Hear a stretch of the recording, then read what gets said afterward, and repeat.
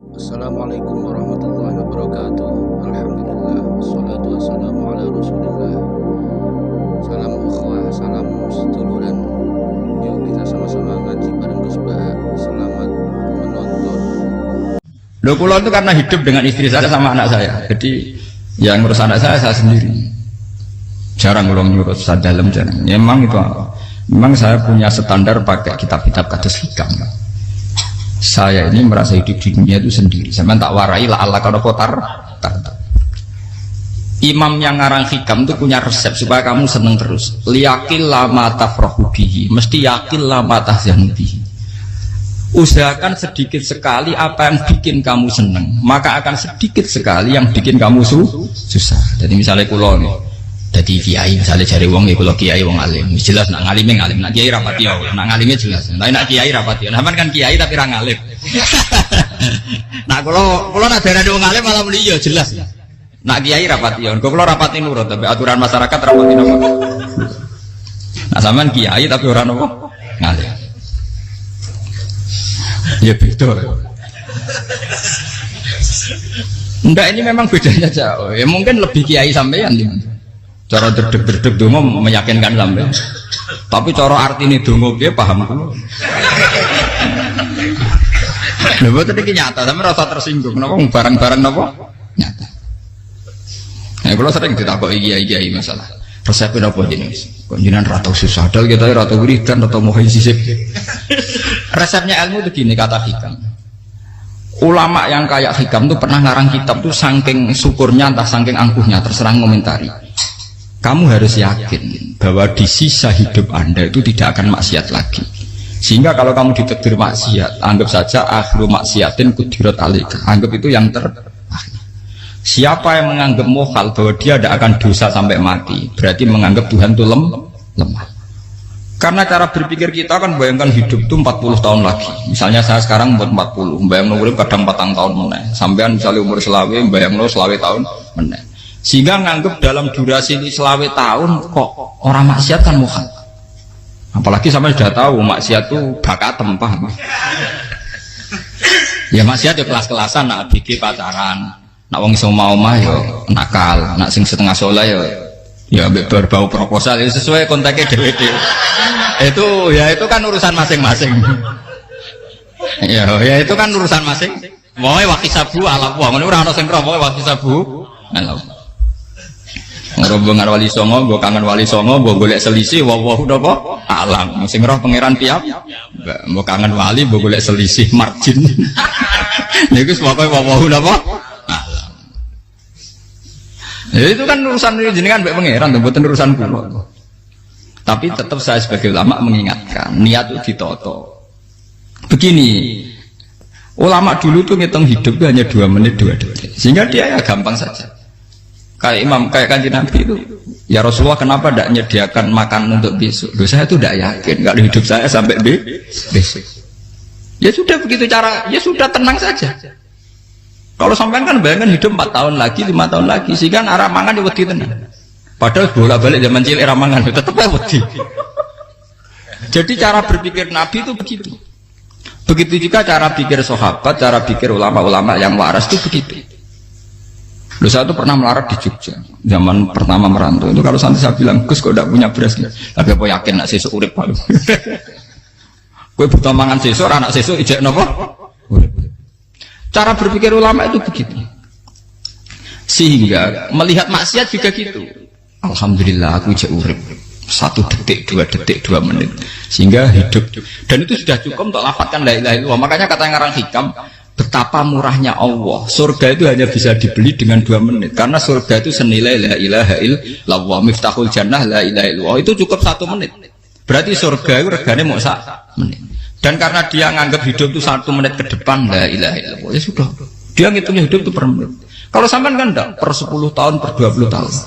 Sehingga kriminal betul, cara pandang sampean itu kriminal betul. Sehingga bayang kudu di duwe, kudu di bojo, nak kiai kudu di pengaruh. Lah kalau saya enggak. Saya meskipun enggak sehebat itu, tapi mewarisi keilmuan mereka. Jadi misalnya saya jadi ulama, itu bayang di santri mau sitok. Islam kok kayak ke Ahmadiyah ya gitu saja. Ya pokoknya ya sudah gitu. Orang bayangno santri sing pambinan takwa khusyuk salam template demen gelo, demen apa? Lo tanyakan santri-santri saya itu mungkin belum pernah nyuruh istri saya bikin kopi. Bisa dihitung. Karena saya itu sederhana saja. Misalnya saya pergi dari Jogja ini yang nyata salam, bayangno bojoku wis maca, gawekno kopi, bukakno lawang malah kecewa. Seperti umumnya orang kan gitu. Semerantau ada bayangno bojoku nyuambut, digawekno kopi, digodhogno banyu hangat teman, bareng teko bojone wangep kukur-kukur.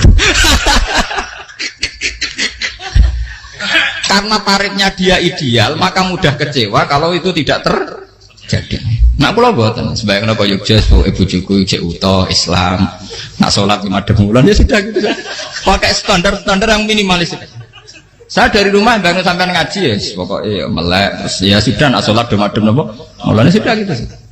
Andai kan saya pakai standar maksimal, maka akan mudah kecewa. Rasulullah juga begitu. Rasulullah itu ngadepi Sayyidah Aisyah itu ya begitu, ngadepi Hasan Husain. Sehingga tidak ada cerita Nabi mudah kecewa betul.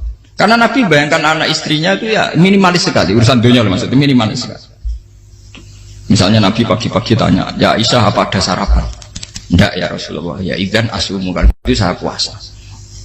Kalau sampean usul-usul orang juga no kopi wong wedok opo, itu kan repot. Muni-muni itibak sunnah Rasul tapi tidak pernah sampai mendekati sunnah nopo Rasul. Sehingga ya tenang saja Nabi. Saya tahu alhamdulillah bisa niru dalam gitu-gitu tuh bisa. Makanya ini kiai muda paling jauh. Banyak kiai-kiai sepuh itu kalau urusan gitu konsultasi sama saya. Gus resep apa kain? Ini kalau resep era karena juga saya tidak pernah bayangkan apa tanggaku seneng aku atau orang ngaji aku kecewa itu tidak pernah bayangkan. Sama itu kan makhluk, tidak penting. Kecewa itu tidak benar. Saya itu orang alim, ngerti ini warido kamat lubi, ora waridokum. Yang tak gulai ridane pengiran, ridane sing ngaji, ridane konsumen. Itu apa? Makhluk tidak penting. Itu harus dilatih. Harus apa? Sehingga orang itu kalau biasa sholat, maksudnya biasa ta'alluq bi Allah, mesti la'alla katardo, mesti gampang puas. Karena dia iktifak ngalap cukup bi Allah Subhanahu wa ta'ala. Saya sebagai manusia juga sering ditangisi istri. Misalnya saya sering ke Jogja sendirian. Nah ninggalan nopo, ninggalan itu milih pengiran. Misalnya mati ninggalan ya paling aku mau ngapain nih suaraku. Paling mau nangis gue kegiatan. Bukan apa. Ingin saya bahwa konstitusi ulama itu masih iktimat Allah. Kalau kita kan enggak. Cara berpikir kita ngaji itu ideal sing ono podium, sing ngaji kelaminan takwa kabeh, keturunan kaji kabeh, ndiluk kabeh. Kita akan pakai standar-standar yang dengan asumsi kita. Padahal Nabi zaman sugeng al iman hahuna wa yusiru ila qalbihi sadrihi salah. Iman itu urusan hati. Komitmen sampean be Allah Subhanahu wa taala. Nah ini resepnya. Makanya kata hikam liyakillah mata frohubi, mesti yakillah mata syadubi. Sedikitlah kamu gembira dengan satu hal, nanti akan sedikit kamu yang kecil. Artinya misalnya kata pulau sebagai ulama seneng pulau nu kok iman, ya nggak kayak orang awam. Ya sudah gitu. Jadi misalnya suatu saat pulau jatuh, yang ngaji saya gak semenang jadi kubeding, uang saya seneng pulau bubar kabeh. Pulau ya susah, miskola darah benar. Gus saya jenengan orang sih seneng, ya tenang saja. Saya seneng ya makhluk orang jelas. Dan status mereka tetap layaduru walayan. Ini harus dilatih. Sehingga Nabi itu ya meskipun beliau itu perang, sahabatnya meninggal, ya tenang saja. Nabi cara berpikir yang meninggal mereka mati syahid, yang masih hidup dianggap berpotensi melakukan kebaikan. Sama tak warai resep-resep dari Rasulullah SAW. Saya ini sebetulnya memaksa, menjelaskan ini maksa, karena saya inginnya jadi ulama yang kayak umumnya orang.